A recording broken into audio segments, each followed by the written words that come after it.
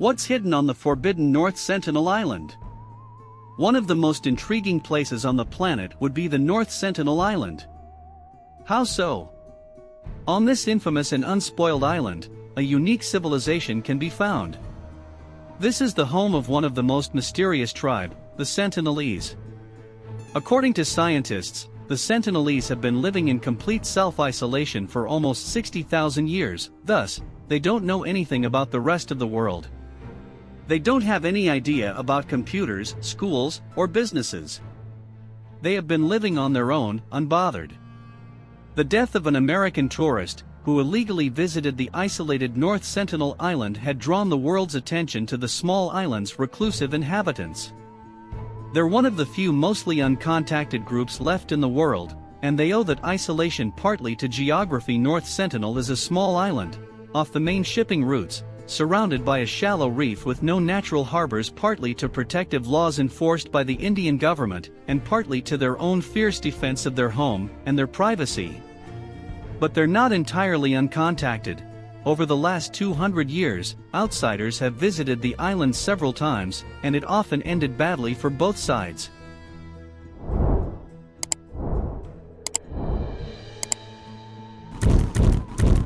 Who are the Sentinelese?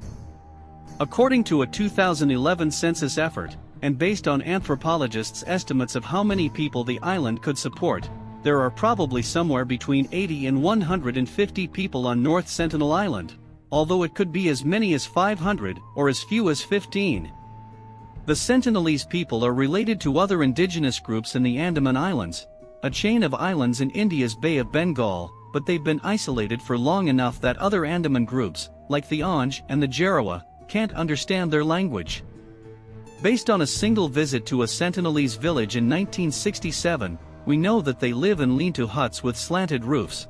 Pundit described a group of huts, built facing one another, with a carefully tended fire outside each one. We know that they build small, narrow outrigger canoes, which they maneuver with long poles in the relatively shallow, calm waters inside the reef. From those canoes, the Sentinelese fish and harvest crabs. They're hunter-gatherers, and if their lifestyle is anything like that of related Andamanese peoples, they probably live on fruits and tubers that grow wild on the island, eggs from seagulls or turtles, and small game like wild pigs or birds. They carry bows and arrows, as well as spears and knives, and unwelcome visitors have learned to respect their skill with all of the above. Many of those tools and weapons are tipped with iron, which the Sentinelese probably find washed ashore and work to suit their needs. The Sentinelese weave mesh baskets, and they use wooden adzes tipped with iron. Salvage crews anchored near the island in the mid-1990s described bonfires on the beach at night, and the sounds of people singing.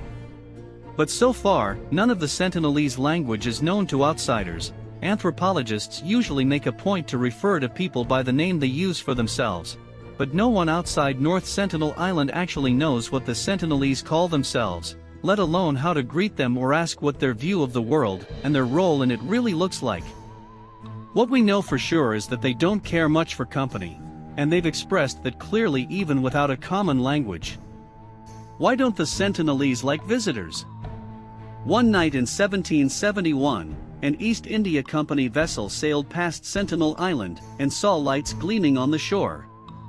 But the ship was on a hydrographic survey mission and had no reason to stop, so the Sentinelese remained undisturbed for nearly a century, until an Indian merchant ship called the Nineveh ran aground on the reef. 86 passengers and 20 crew managed to swim and splash their way to the beach. They huddled there for 3 days before the Sentinelese evidently decided the intruders had overstayed their welcome, a point they made with bows and iron-tipped arrows. Western history only records the Nineveh's side of the encounter, but it's interesting to speculate on what might have been happening in Sentinelese villages behind the scenes. Was there debate about how to handle these newcomers? Did the shipwreck victims cross a boundary or violate a law unknown to them, prompting the Sentinelese to respond, or did it just take them 3 days to decide what to do? The Nineveh's passengers and crew responded with sticks and stones, and the two sides formed an uneasy détente until a Royal Navy vessel arrived to rescue the shipwreck survivors. While they were in the neighborhood, the British decided to declare Sentinel Island part of Britain's colonial holdings, a decision which really mattered only to the British until 1880. That's when a young Royal Navy officer named Maurice Goodall Portman took charge of the Andaman and Nicobar colonies. Portman fancied himself an anthropologist, and in 1880 he landed on North Sentinel Island with a large party of naval officers, convicts from the penal colony on Great Andaman Island, and Andamanese trackers. They found only hastily abandoned villages. The people seemed to have seen the intruders coming and fled to hiding places further inland. But one elderly couple and 4 children must have lagged behind, and Portman and his search party captured them and carried them off to Port Blair, the colonial capital on South Andaman Island. Soon, all 6 of the kidnapped Sentinelese became desperately sick, and the elderly couple died in Port Blair. Portman somehow decided it was a good idea to drop off the 4 sick children on the beach of North Sentinel along with a small pile of gifts. We have no way to know whether the children spread their illness to the rest of their people, or what its impact might have been. But the experience definitely didn't leave the Sentinelese with warm fuzzy feelings toward foreign visitors. In 1896, an escaped convict tried to flee the Great Andaman Island penal colony on a makeshift raft. In an excellent illustration of the concept of out of the frying pan and into the fire, he washed ashore on North Sentinel Island. A colonial search party found his remains a few days later, full of arrow wounds, with his throat cut. The British wisely decided to leave the Sentinelese in peace, at least for the next century or so. Is it possible to make friends? 100 years after the wreck of the Nineveh, a team of anthropologists led by Trinak Nath Pandit, working under the auspices of the Indian government, landed on North Sentinel Island.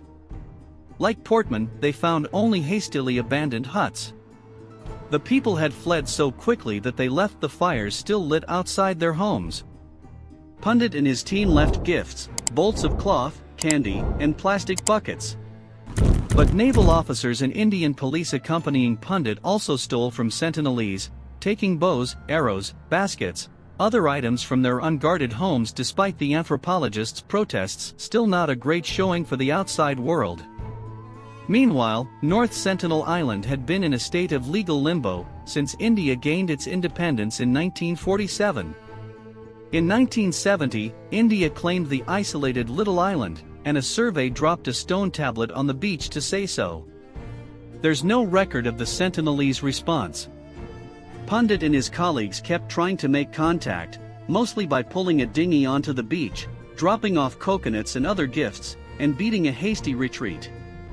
The Sentinelese didn't care much for live pigs, which they speared and then buried in the sand, or plastic toys, which got much the same treatment. But they seemed pleased with metal pots and pans, and they quickly grew very fond of coconuts, which don't grow on the island. Pandit and his colleagues delivered them by the bagful, usually with bows and arrows trained on them until they departed. 25 years passed that way, with no direct contact, but Pandit thought the visitors were building up some trust. The visits were sporadic until 1981.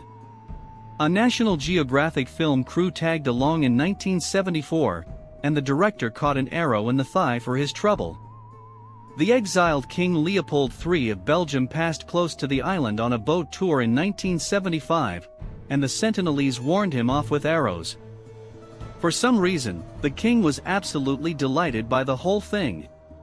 In 1981, a cargo ship called the Primrose and her crew of 28 ran aground on the reef, in an eerie echo of the Nineveh. But this time the sailors were rescued by helicopter, and later visitors to the island say that the Sentinelese seem to have salvaged metal from the ship for their tools and weapons. For artisans used to working with scraps of metal that washed ashore, a whole ship must have been an incredible find. That same year, Pandit and his team stepped up their efforts, dropping by the island every month or two. And a decade later, a year before Pandit's retirement, that regularity and persistence paid off. One day in early 1991, a group of islanders came to the beach to collect their gifts with no weapons, just woven baskets and the adzes they used to cut open coconuts, although later encounters proved how well those adzes could be used in self-defense. They ventured closer to the outsiders than ever before. Later that day, when the anthropologists returned, they found 24 Sentinelese people standing on the beach, and an interesting scene played out. A man raised his bow to aim at the visitors, and a woman pushed the bow down.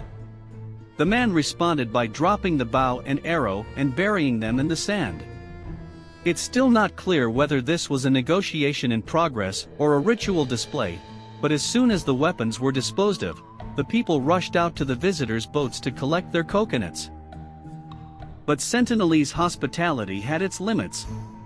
On another visit, a few weeks later, a Sentinelese man signaled to Pundit that it was time for the guests to leave by drawing his knife and making a cutting gesture. If we tried to venture into their territory without respecting their wishes or got too close for comfort, they would turn their backs on us and sit down on their haunches, as if to defecate. That was meant to be an insult.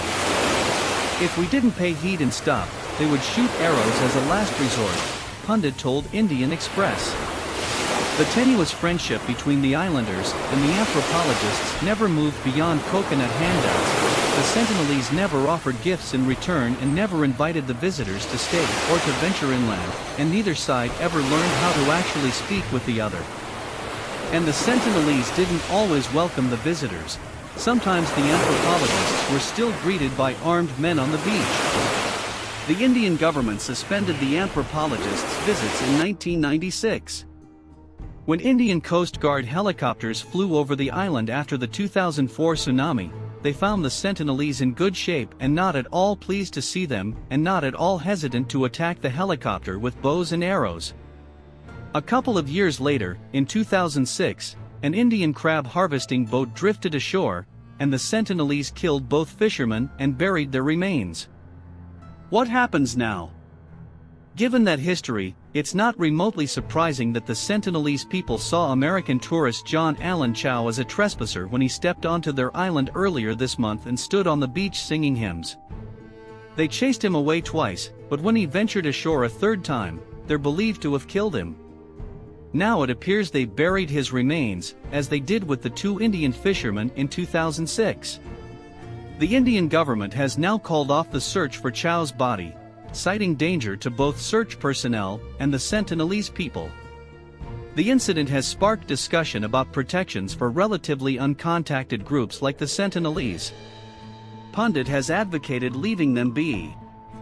According to the now retired anthropologist, the Sentinelese have made it clear that they don't want contact and are doing just fine on their own. Indian officials continue to visit the island for periodic censuses. The last one was in 2011.